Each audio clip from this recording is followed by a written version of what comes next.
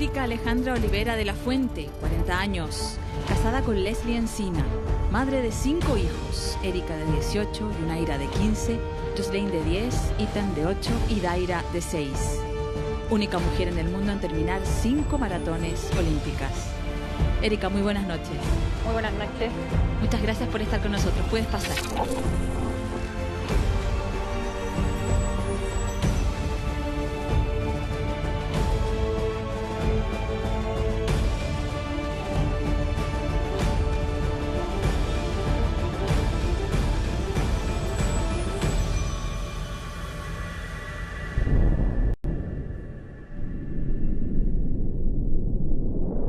Erika, el viernes 5 de agosto el mundo entero era testigo de tu desfile como abanderada chilena en los Juegos Olímpicos de Río. Esto fue un mes después de haber dicho públicamente y haber contado de los abusos y violaciones que sufriste desde los 5 años en manos de quien decía ser tu papá. ¿Qué pasaba por tu cabeza durante el desfile, Erika? Durante ese momento para mí pasaban muchas emociones, pero muchas emociones bonitas, de estar viviendo esa experiencia, de estar llevando la bandera, encabezar la delegación chilena. Venían a mi memoria muchos recuerdos desde mis inicios como deportista a lo que fue finalmente estar en este Juego Olímpico Río 2016, en donde gracias al público chileno pude vivir ese sueño de llevar la bandera, de entrar al Estadio Olímpico con la bandera en alto. Y la verdad es que fue una noche súper bonita de sentirme plena, de agradecer también a la vida el momento y la oportunidad que me estaba entregando. Han pasado 5 meses después de que denunciaste a tu padrastro, Erika. ¿Cómo te sientes ahora? Bastante bien. Me siento muy tranquila, muy... han sido momentos difíciles, ha sido un año en general muy duro, de muchas emociones, pero después de pasados 5 meses en realidad creo que me ha apoyado mucho en mi familia, en mis hijos, mi marido, que han sido un apoyo fundamental. Creo que el haber hablado de este tema vino en un momento también súper especial, porque fue justo en el momento en que se me entrega este regalo de llevar la bandera en los Juegos Olímpicos. Entonces también fue como una forma de, a lo mejor sin querer queriendo, fue como una forma de decirle al público chileno muchas gracias por esto que me entregan, muchas gracias por el regalo y el honor que me brindan de cumplir este sueño que yo creo que es de muchos deportistas en nuestro país. Ricardo Olivera, tu padrastro declaró hace algunas semanas en la Fiscalía de Puente Alto que estarías poseída por el demonio. ¿Qué sientes con esas palabras? La verdad es que yo siento, en realidad no es que sienta, yo creo que esas palabras solamente pueden venir de una mente que no es normal, de una mente que es enferma. Y como vienen de una mente enferma, en realidad uno tiene que tomarlo así. Yo me siento una mujer plena, me siento una mujer súper normal, equilibrada también en todas mis decisiones, por lo tanto lo tomo de quien viene nomás. Yo me siento súper contenta de haber dado ese gran paso, de haber tocado un tema que en nuestro país y en muchos lugares del mundo son temas que están siempre escondidos, temas que nos perjudican mucho como sociedad, sobre todo que nos perjudican mucho como mujer, que nos afecta mucho como mujer, y el hablarlo, el ponerlo encima de la mesa, para mí tiene un gran significado. Para muchas mujeres lo ha tenido, Erika. Por supuesto que sí. Vamos a seguir hablando de este tema un poco más adelante, pero ahora quiero que recordemos tu juventud. ¿Qué ayuda recibe la IGER? Ninguna. No, ninguna. Ni del Estado, ni de la IGER, ni ¿De la Federación? No, tampoco. Es decir, usted corre con su gasto. Claro, todo lo que tengo es gracias al atletismo. O sea, yo compito en calle y ganando plata puedo obtener todo. Bien puntúa Erika desde chica, diciendo todas las cosas claritas. Yo creo que uno nace con un carácter y muchas veces frente a las situaciones que nos toca vivir en la vida, ese carácter se va forjando. Yo creo que en mi caso, si bien fui una niña muy tímida, en donde no era muchas veces capaz de de pronunciar palabras o de preguntar cuando tenía alguna duda frente a algo. Creo que las vivencias que también me entregó la vida me hicieron ser una persona, una mujer valiente, porque en esa declaración precisamente me preguntan qué tipo de apoyo recibo y yo digo ninguno. Y creo que como deportista me ha tocado muchas veces alzar la voz cuando he sentido que hay injusticia o cuando he sentido que alguien me ha querido pasar a llevar. Erika, tenías 19 años en esas imágenes. Sí, muy chiquitita. Hace 2 años, o sea, 2 años antes todavía tu padrastro abusaba de ti. Pero además te habías casado hace 1 año. ¿Cómo pasan tantas cosas en ese corto tiempo? ¿Cómo pasan tantas cosas? En realidad no lo sé. Yo me casé a los 19 años, siendo muy jovencita. Me casé porque quería muchísimo a la persona con la que estaba. Pero bueno, fue, como digo yo, siempre un enamoramiento de juventud, en donde la pasé muy bien. Tengo lindos recuerdos de esa época, pero que no llegó a un lindo fin. Erika, duraste solamente 4 meses casada con José. Sí. ¿Por qué? ¿Y cómo fuiste capaz de separarte tan joven? Bueno, ¿por qué? Porque yo cometí errores, como lo cometemos muchos jóvenes. Y hay una de las cosas que siempre a mí me ha caracterizado es que yo soy súper sincera, no me gusta mentirle a las personas. Y yo le mentí a él, le conté que en el fondo le había mentido, y yo tomé la decisión de que nosotros no podíamos seguir casados porque no tenía sentido nuestra relación, nuestro matrimonio. ¿Te habías enamorado de otra persona? No sé si enamorado, pero sí me interesaba otra persona. ¿Y qué pasó cuando te separaste? ¿Dónde te fuiste? Bueno, me fui a la casa de una amiga. ¿Irte donde una amiga era porque no querías volver a tu casa paterna? Por supuesto. Mira, cuando yo me fui de la casa de mi mamá, tenía 18 años y siempre lo hice con el convencimiento de que yo nunca más iba a volver ahí. ¿Qué pasó cuando cerraste la puerta de esa casa? Es que no la cerré, o sea, yo simplemente tomé la decisión de irme y de comenzar mi vida, de hacer mis cosas, aunque me costara lo que me costara, pero yo sabía que yo tenía que seguir con mi vida y que mi vida tenía que cambiar. Erika, vamos a ir un poquito más atrás. Vamos a recordar cuando vivías en la población Carol Ursúa y cuando comenzaste a correr. De aquí corría hasta el cerro. Esa era su carrera de ella. Todos los días hasta el cerro corría ella. Y daba vuelta a toda esta población, la corría toda. De tempranito. Ella ya después no corría aquí, de no se iba atrás las micros. A nosotros lo iba a dejar a la micro y ella se iba corriendo atrás. Nosotros la esperábamos después que llegara, nos llevaba a un centro abierto en ese tiempo y ella se iba corriendo atrás, los dejaba en la micro, tomábamos la micro y ella se iba corriendo. Mira, esa fue una etapa súper divertida porque mi mamá y mis hermanos se iban de repente arriba de las micros y yo aprovechaba el ritmo de la micro. Una vez que los choferes ya me conocieron y sabían que yo era la niña que trotaba al lado de las micros, ellos se hicieron compañeros porque al final bajaban el ritmo de la micro, me acompañaban en el fondo. Te hacían señas, trataban de no poner el tubo de escape tan cerca de ti.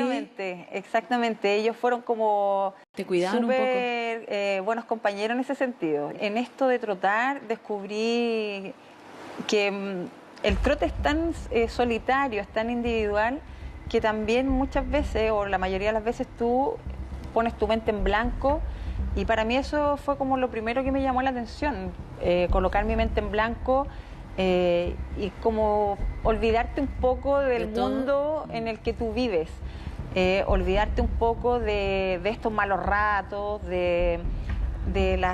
lo complejo que era también vivir dentro de la población, en donde a día tú veías la droga, o los chicos, los jóvenes que se drogaban. Era desconectar, sí, era desconectar, Erika, era evasión, era tu rato de libertad. Sí, yo siempre dije que para mí el trotar era escapar. También comenzaste a trabajar muy pequeña, Erika. Mira. hicieron una maratón y era un día domingo, que en ese tiempo era terminar en el estadio, en una vuelta así, y ahí la Erika fue a correr y se ganó un termito, un termo, se ganó la Erika. Después con ese termo, me acuerdo que llegó a la casa y le echaron café y íbamos a vender café. Con ese mismo termo, a los choferes de las micros le íbamos a vender café. ¿Qué relación tienes con tu hermano, Samuel, tu hermano chico? Bonita. Bonita. Para mí Samuel es súper especial porque él de chico también le tocó vivir esto del maltrato y creo que dentro de los 6 hermanos hoy día es el que está más afectado con todo esto. Entonces para mí lo único que quiero yo hacia él es que él esté bien, que se sienta feliz. Yo sé que es difícil hoy día para él, pero... ¿Qué le pasa a tu hermano, Erika? Mira, él creo que tiene mucha pena acumulada, mucha rabia también, y está tratando de salir adelante y no es fácil. Cuando él me dice, pero ¿cómo se hace? La verdad es que yo no tengo la receta, pero siempre le digo que se puede. ¿Él también fue víctima de tu padrastro? Él fue muy maltratado, sí. ¿Físicamente? Muy maltratado, sí. Físicamente, psicológicamente. Y fue un niño muy maltratado y con mucha carencia de afecto. ¿Él fue especialmente maltratado por tu padrastro más que el resto de tus hermanos? Sí, yo creo que aquí los 3 mayores fuimos los que más pagamos las consecuencias. Y bueno, Felipe también, me imagino yo que por ser hombre, porque hubo un trato muy distinto con los hombres a diferencia de las mujeres. Entonces creo que Samuel fue uno de los más afectados en ese sentido. También está Felipe, aquí. Sí. En el cubo, mira. El primer trabajo de la Erika, yo recuerdo que empezaron a hacer empanadas en la casa porque la situación económica de nosotros era bastante mala y ella salía a vender las empanadas que se preparaban en la casa y bueno, muchas veces le tocó pelear en la calle por esas cosas porque era una población más o menos conflictiva y si no peleaba le quitaban las cosas y si le quitaban las cosas no comíamos nosotros, o sea, por todos lados estaba complicado el tema, pero ella salió buena para los combos, así que ella no le compró nunca a nadie. Así. Erika, ¿fuiste un poco mamá de tus hermanos? Bastante mamá. ¿Qué te pasa con eso? Sentir que tenías ese peso, esa responsabilidad, tenías que ir a la calle con las empanadas, defender las empanadas, que no te las quitaran para poder alimentar a tu familia. Sabes que para mí era algo normal. Era algo normal porque en realidad nosotros, como dice Felipe, la situación económica era bastante compleja. O sea, nosotros supimos y conocemos muy de cerca lo que es pasar hambre. Por lo tanto, para mí era algo normal salir a la calle y vender lo que fuera para poder tener un pedazo de pan para comer. Entonces, en ese momento yo no lo veía como una responsabilidad, lo veía como algo normal dentro de mi vida. Entonces, ¿pero te lo exigió alguien o lo hiciste porque se te ocurrió a ti sola? No, era como lo normal dentro de nuestra casa. O sea, se preparaban distintas cosas, la empanada, la sopaipilla. No sé, habían épocas, por ejemplo, recuerdo muy bien que mi mamá tenía un huerto en la casa en donde sembrábamos zapallo, tomate, distintos tipos de verduras. Y el zapallo, por ejemplo, muchas veces lo salíamos a vender. ¿Y si no vendías, si no llegabas con dinero a la casa? Bueno, por ejemplo, las empanadas, cuando quedaban empanadas, después eso se repartía entre nosotros y lo comíamos. Si no se vendía, bueno, no se vendía, pero la mayoría de las veces... Se vendía todo. El día domingo sobre todo, porque cerca de la población había muchas canchas, muchos potreros, en donde todos los días domingos se jugaba la pichanga. Entonces nosotros nos íbamos ahí a las canchas a vender. Y recuerdo que muchas veces después de vender una bandeja de empanadas me iba corriendo a la casa a buscar otra bandeja y llegaba a la cancha a venderlas nuevamente. Vamos a escuchar a tu marido. Erika fue mamá de todos sus hermanos y a ella le tocaba cocinar en la casa, les tocaba lavar, le tocaba limpiarlos, le tocaba retarlos, hasta pegarle sus palmadas en el poto. Entonces ella desde chiquitita fue muy mamá. Lo que recuerdo que era la maniática del aseo, estaba todo el día preocupada de tener la casa limpia, no dejaba que la ensuciáramos, era bien amorosa. Ella a nosotros los cuidaba todos, ella era la que estaba preocupada de la casa, de todos nosotros, era la que se preocupaba del colegio, de nosotros, era la que estaba siempre con nosotros. ¿Fuiste niña, Erika?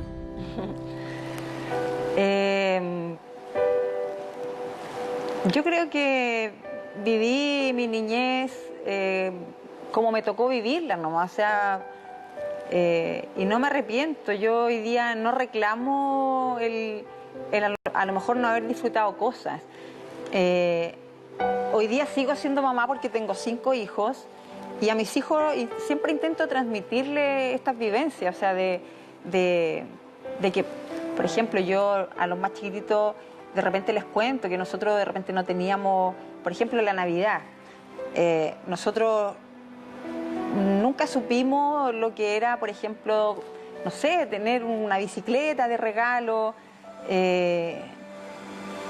Recuerdo que mi mamá hacía el esfuerzo porque el día 25 en la mañana, porque nosotros no abríamos regalo el 24 en la noche, sino que el 25 en la mañana, tener, aunque sea un prendedor, ella como que siempre se preocupó de eso, pero sí tuvimos muchas carencias de niño y dentro de eso el afecto. Entonces yo creo que con mis hermanos siempre intenté, a pesar de que era bien dura, yo, como dice Felipe ahí, yo era me gustaba tener la casa limpia y no dejaba que nadie me ensuciara lo que yo había limpiado. Sí me tocó cumplir ese rol de cuidarlos también. ¿Soñaste alguna vez con un regalo que nunca llegó, Erika? No, la verdad es que no. ¿No soñabas cuando chica? No, para nada. Lo único que yo lo único que tenía súper claro desde chica es que yo quería salir de donde estaba. Y aceptabas todo, y aceptabas el trabajo, y aceptabas cuidar a tus hermanos, y aceptabas los abusos, Erika. ¿Dónde te resistías? En ningún lugar, en ninguna parte. No, en realidad en mí no había esa resistencia de decir no lo voy a hacer. Y creo que por eso también llegué a ser maratonista, sin pensarlo. Se creó dentro de mí una gran resistencia al dolor, una gran resistencia también a soportar muchas cosas y siendo después deportista pude plasmar todo eso en las competencias y en lo que yo quería lograr como atleta.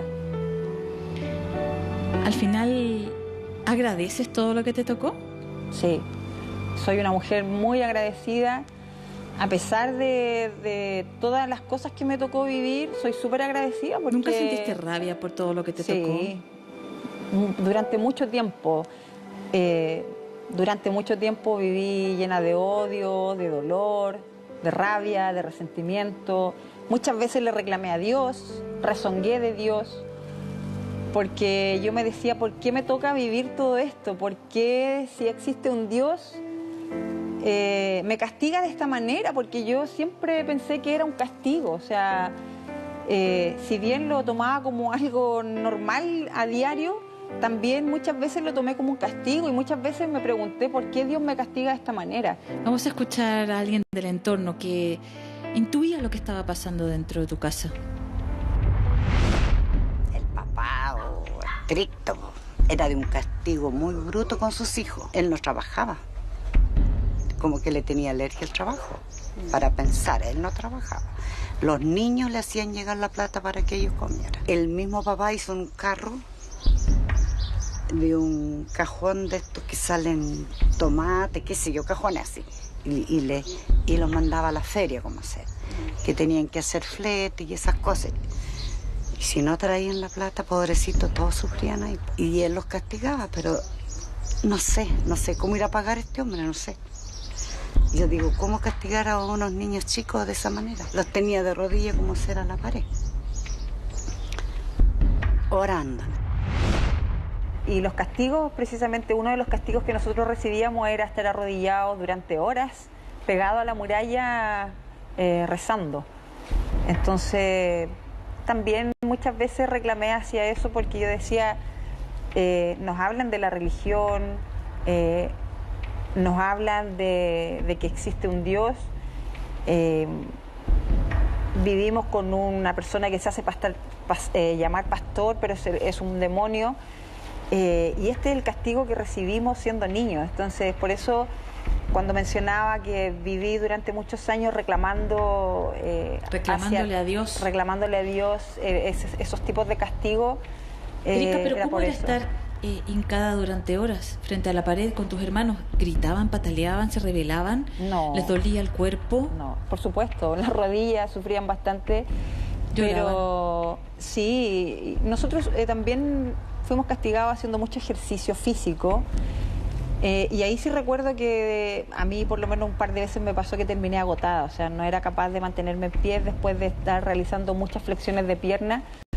¿Tu padrastro estaba ahí contando 1, 2? Él estaba 3, ahí 4? hasta que, no contando, pero él decía cuando se terminaba el ejercicio. Entonces... ¿Y tu mamá no presenciaba estos castigos? Sí, un par de veces sí los presenció. Pero ella, yo creo que ella era una mujer, no sé si llamarla sumisa, pero una mujer que en realidad nunca se ¿Cómo jugó. la llamarías entonces? Nunca se jugó, diría yo. Yo creo que nunca se jugó por sus hijos, entonces no sé por qué. A lo mejor tenía miedo, a lo mejor era víctima. Mira, yo creo que, bueno, de hecho mi mamá yo creo que sí es víctima de, nunca fue maltratada físicamente, pero sí también fue maltratada psicológicamente por el hecho de que ella nunca haya defendido nada frente a ese hombre. Creo que también la hizo ser una víctima más y también a lo mejor ser una víctima de la religión, porque ella sí se hizo muy fanática de la religión. Entonces llegó un punto en que uno no, cualquier cosa que uno hablaba era todo Dios, Dios. Entonces no. ¿Sientes que tu padrastro utilizó la religión para manipular a tu mamá? Yo creo que sí, y para manipular a muchas personas también que eran parte de la iglesia. Erika, en paralelo a todo esto que estaba ocurriendo, el atletismo era esta vía de escape, era tu fuerza, era tu camino, era por lo que luchabas. El atletismo para mí, si bien en primera instancia se convirtió en una vía de escape, después fue, por supuesto, mi herramienta de trabajo. A mí me gustaba tener mi casa bonita, a pesar de que no teníamos los recursos a lo mejor para hacerlo. Me gustaba que mi casa siempre estuviese limpia, que fuera bonita.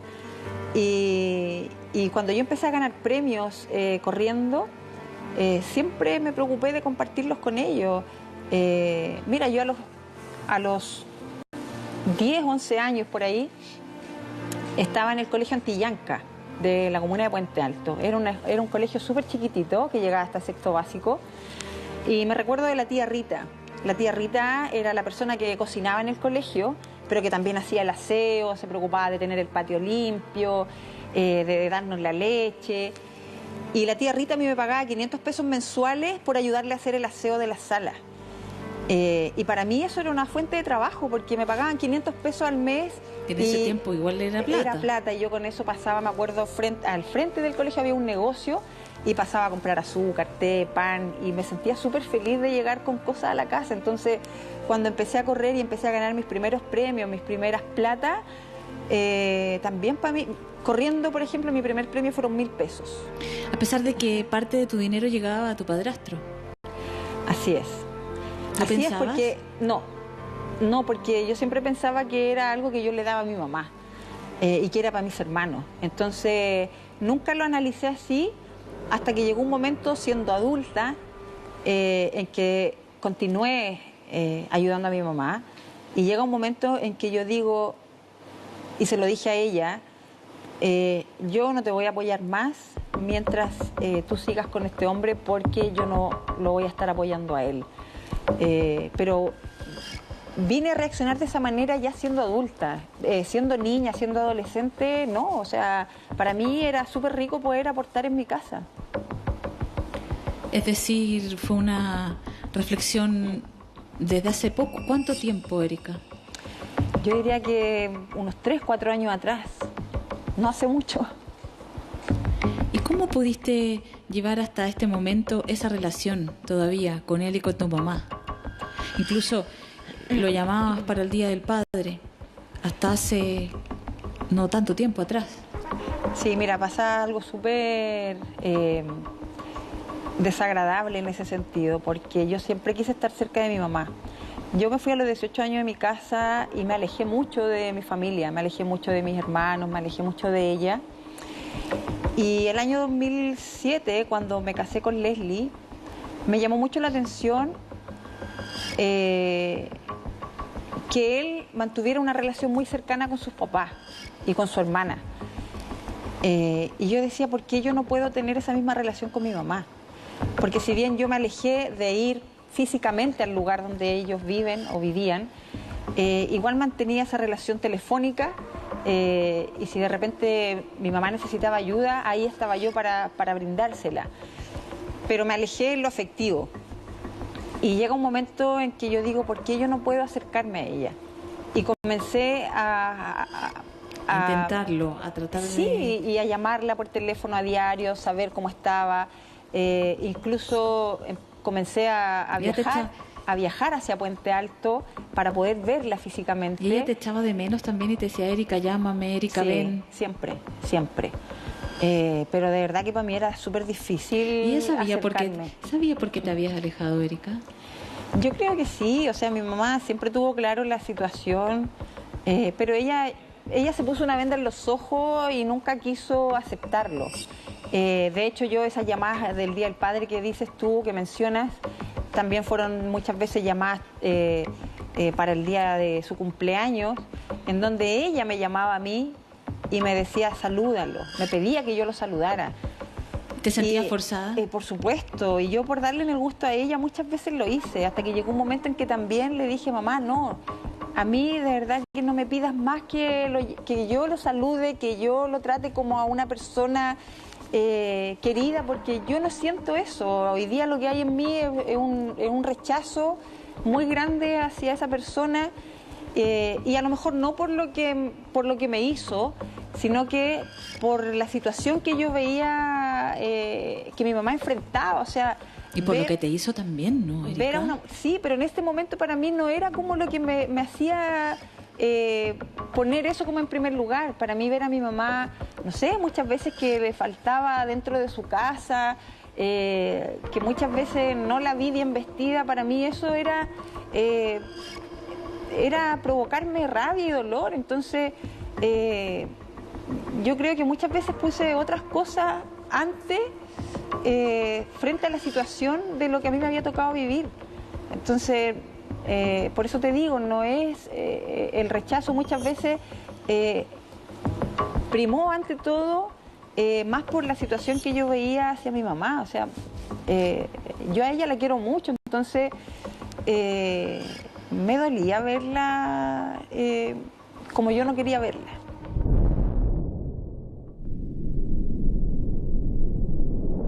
Erika, tú viviste en un campamento en los primeros años cuando se forma esta familia entre tu mamá y tu padrastro. ¿Qué recuerdo tienes de la vida en el campamento? Dura. Pobreza, pues imagínate. Esa imagen que ustedes muestran es la imagen que yo tengo de niña. Y de verdad me provoca pena saber que en Chile tenemos mucha gente que todavía vive en esas condiciones. 40.000 familias. Y de saber que en esas condiciones donde precisamente se presta el tema de los abusos y de la violación. Y hablo de la violación porque muchas veces nos da miedo nombrar la palabra violación y nombramos solo los abusos. Y los abusos no se sabe muy bien lo que es, pero la violación está muy claro. Para mí los abusos es que te toqueteen, te golpeen, se aprovechen de la situación, pero la violación es algo mucho más terrible, porque te están violentando físicamente, están entrando en una parte de tu cuerpo en donde obviamente a los 5, 6, 7 años un niño no sabe lo que significa eso, lo único que siente es dolor, mucho dolor. Erika, vemos esta foto de los campamentos, podemos imaginarnos cómo es vivir ahí, pero tú estuviste ahí, en ese tipo de casas, con esos suelos, no sé, ¿nos puedes describir cómo es la vida cotidiana? Bueno, vivir en un campamento es precisamente el piso que ustedes están viendo ahí, es el piso de tierra, en donde muchas veces para bajar la cantidad de polvo se riega adentro de la casa, se echa agua. Los baños generalmente en los campamentos están afuera, nunca dentro de las casas. Por lo tanto, tú para poder cubrir tus necesidades tienes que trasladarte hacia afuera de la casa. Las duchas no existen, por lo tanto la forma de bañarte, por lo menos en esos tiempos, era con una manguera en el patio. Los baños son los pozos negros. Muchas veces no hay luz, no hay agua.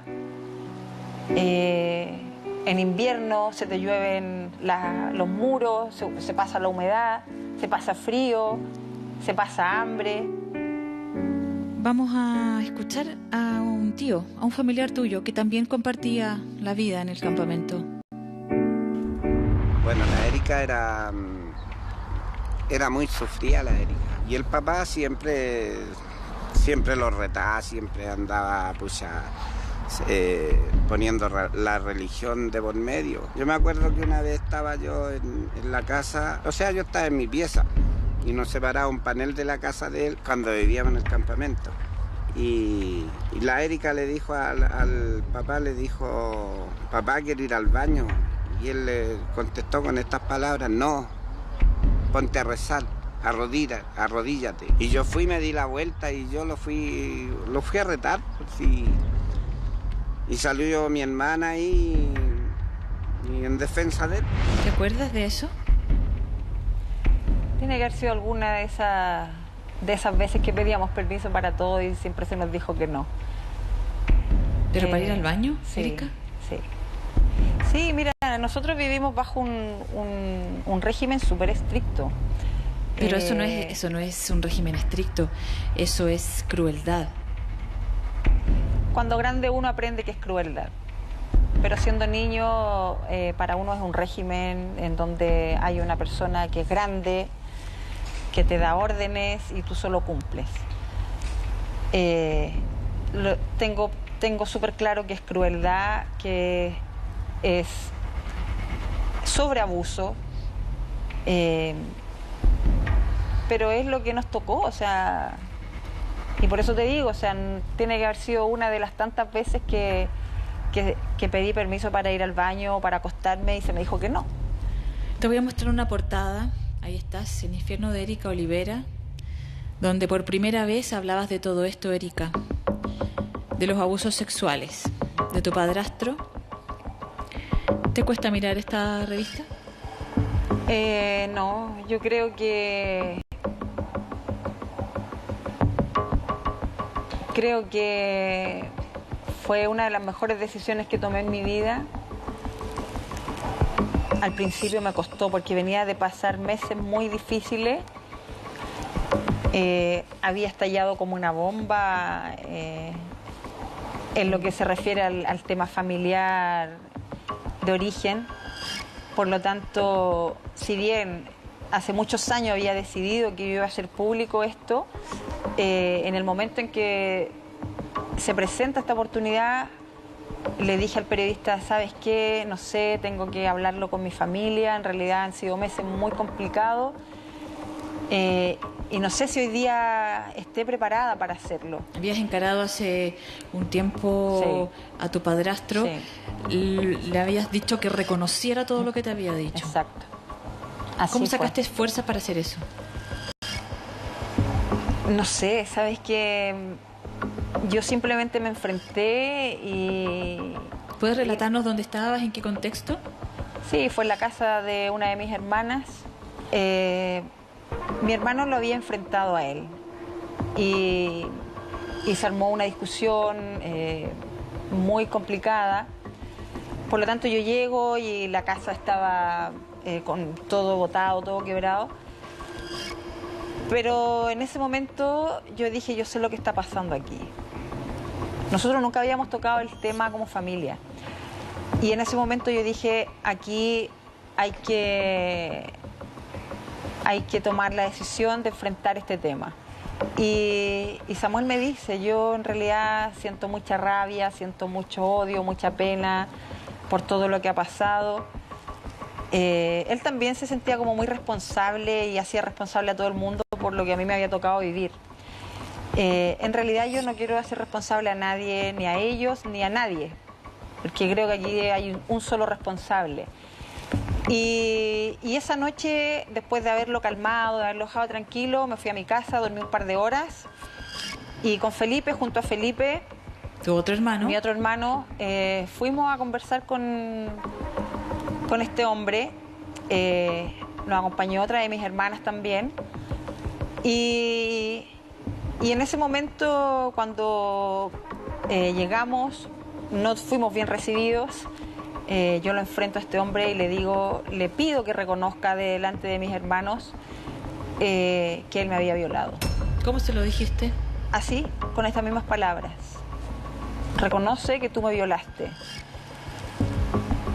Y él, después de tatarear, después de decir 3 o 4 veces, al final dice, sí, ¿y qué? La verdad es que en ese momento sentí mucha rabia. ¿Qué te dieron ganas de hacer? De pegarle. Me dieron muchas ganas de agarrarlo y sacarle la cresta. Pero siempre ha habido algo que también me ha controlado. ¿Cómo te contuviste? ¿Qué te contuvo? Yo creo que la inteligencia nomás.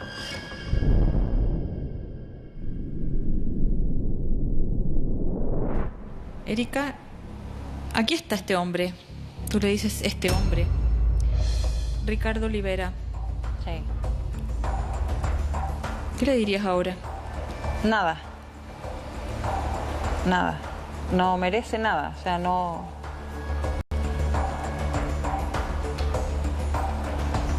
Que disfrute lo que le queda de vida nomás. ¿En serio? Es que, mira, a esta altura en realidad he aprendido a que uno ni siquiera debe gastar energías en pasarla mal, ni siquiera sintiendo una gota de rabia ni de odio, porque al final yo no me quiero ver mal, pues yo me quiero ver una mujer feliz, una mujer realizada. Por lo tanto, es así como hoy día yo enfrento la vida. No, él no merece nada, ni siquiera que uno sienta rabia. ¿No lo miras por desprecio? Por supuesto, o sea, es una mierda de persona. Entonces, no tengo por qué mirarlo. El día que lo tenga que mirar lo voy a hacer, ojalá, en persona. Haber hecho público esto, Erika, ¿es una manera de castigar a tu padrastro? Sí. Fue mi manera de hacer justicia. Yo hace muchos años comencé a averiguar a través de distintos profesionales de las leyes qué pasaba después de cierta cantidad de años. Si una persona ha sido violada,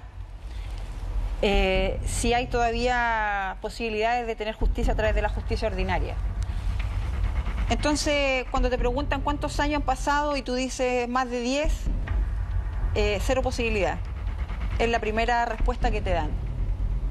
Entonces, cuando yo escuché por primera vez esta respuesta, yo dije, ok, yo soy una persona conocida, soy una deportista destacada dentro de lo que hago, por lo tanto, mi manera de hacer justicia va a ser haciéndolo público.